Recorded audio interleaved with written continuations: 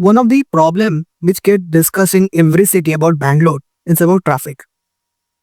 And the metro, even I have observing this from 2017.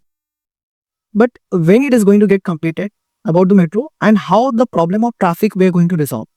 So traffic is not the problem. Traffic is a symptom. See, when you say you have a headache, is headache the problem? It's a sin. Correct. The symptom could have multiple causes. Correct. It could have a single cause, it could have multiple causes also. It could be low BP, it could be migraine, it could be a tumor. So traffic is a symptom of a problem. It has multiple angles to it. But I think the biggest angle to it, and the term that I use is what I call as public transport. In fact, I have already done a video also on that. The need of the hour in Bengaluru is acceleration of public transport infrastructure. By that, what I mean is the metro construction to be speeded up. Bengaluru is the slowest city in India when it comes to the pace of metro construction. What should be the pace?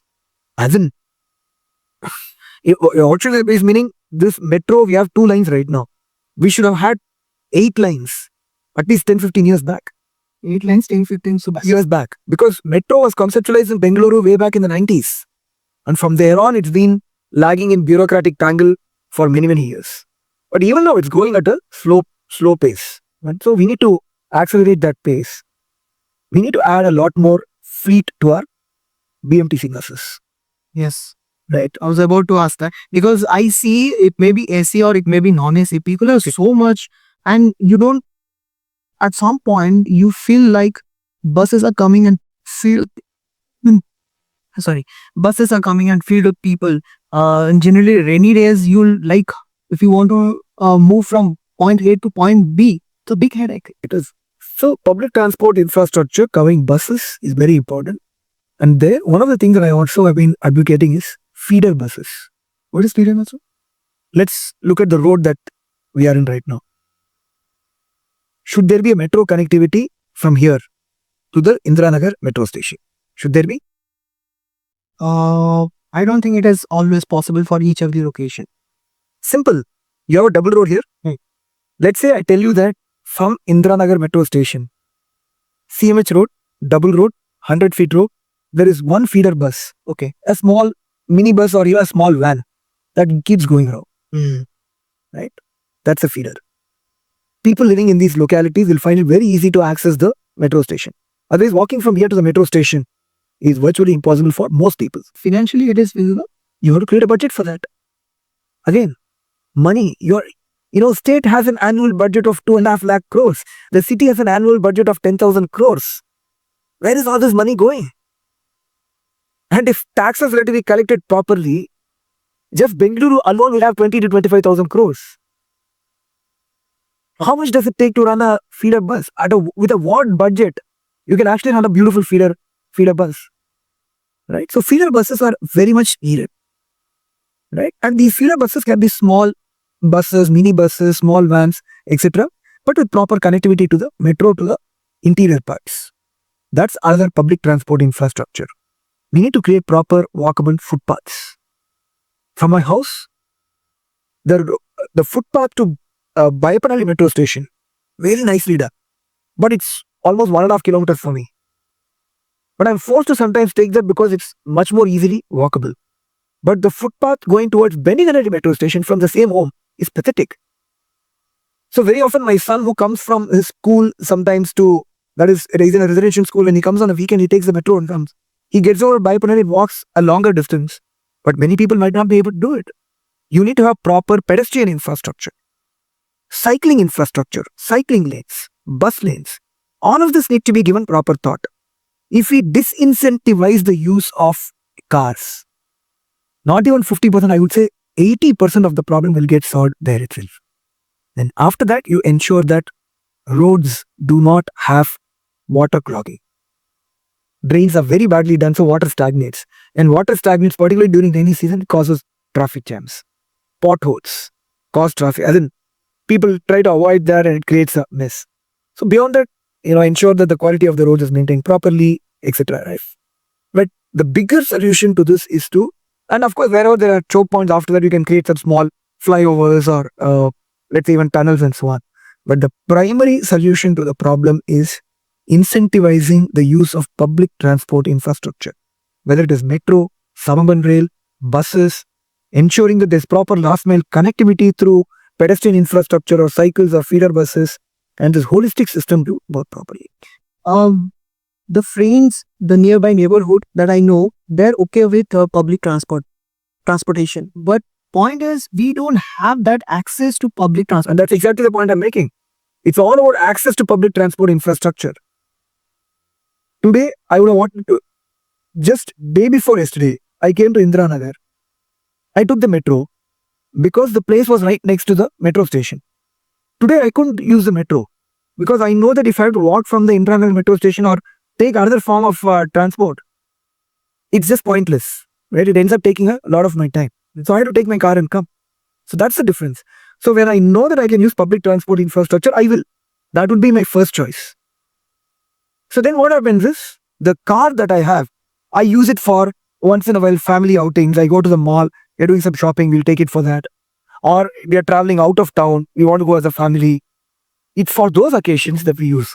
But going to school, college, office, or our regular use, meetings that we want to do, we will use the public transport infrastructure. That is the solution. I'm staying near Marthali, and the part of Bangalore wherein it comes from Bellandur to the Marthali and this Vattur road. If you go in this interior part, we can say the most populated area in Bangalore, right? But if you go interior, you'll find the roads and you'll find there's so much of traffic. If you know this railway track near Marthali Bridge. So once I thought, rather than taking highway, let's take, I was going to an auto. So I said, let's go through this. So at that moment, it took near about 20 to 25 minutes to come to the main street. That's because everybody's taking their cars out. Yeah, and If everybody's saying on their good, roads are not good, but the big roads have to be made good, absolutely. But if everybody is taking, what is the alternative for people? They don't have an alternative other than the car. So if people have to take a car, they are forced to take a car. That has to be eliminated. If you have access to a metro or a suburban train or a bus that you can easily access, as you rightly said, you, your friends, you will use that. Today morning, I told you that I went to meet somebody in MG Road. I took the metro and came back. Very convenient. And I had my morning walk also because of that. Serves multiple purposes. Why will I not do that? Only problem is, you need to have proper connectivity and proper pedestrian infrastructure as well. It could be pedestrian infrastructure, it could be cycling infrastructure, or it could be field bus infrastructure. You talked about interior parts of Sarjapur Road, Vattur. Not every place can have metro connectivity. But if there is proper cycling infrastructure, you take a cycle, you park it in the metro station, take the metro, you will do it. Why will you not do it? Or if you have field bus coming every 5 minutes or every 10 minutes, you know when it's coming, you'll take it, you come to the metro station, take the metro, and then you go. This is what is called as multimodal transport. And in Bangalore after 11 p.m., right, we see the frequency got decreased in terms of metro and buses as well. Yeah. So if because Bangalore is a 24-hour running city. That I'm not very sure about. I have to understand. Those are specifics which I've not really understood. Ultimately, demand has to meet supply.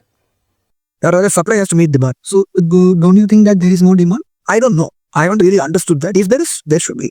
Buses and metro operating at that time also, frequency can be much lesser. Right? But there should be ways and means by which people should. I don't say that buses are not there, but the frequency is so less that you need to wait for hours. Frequency. I don't know. After 11:30, if you are looking for a bus, it may be AC. The way to solve for that problem is the bus timings need to be clearly put down. And you have, let's say you have an app, a BMTC app. You know exactly where the bus that you need to go by is coming at. You can plan accordingly, right? So my last question would be, if we want to make Bengaluru as the best city in the world, like London, what would be the roadmap that we should create and follow? I don't want to compare with any other city in the world. I want to create a blueprint that we all believe in. So let's look at what could be a potential blueprint. And let's look at it at a micro level and at a macro level. Micro level, what do we want? Motorable roads, walkable footpaths, functioning streetlights, pothole-free roads, garbage-free localities, proper space for parks, playgrounds, lot of trees that we can plant. These are the things that we are looking for.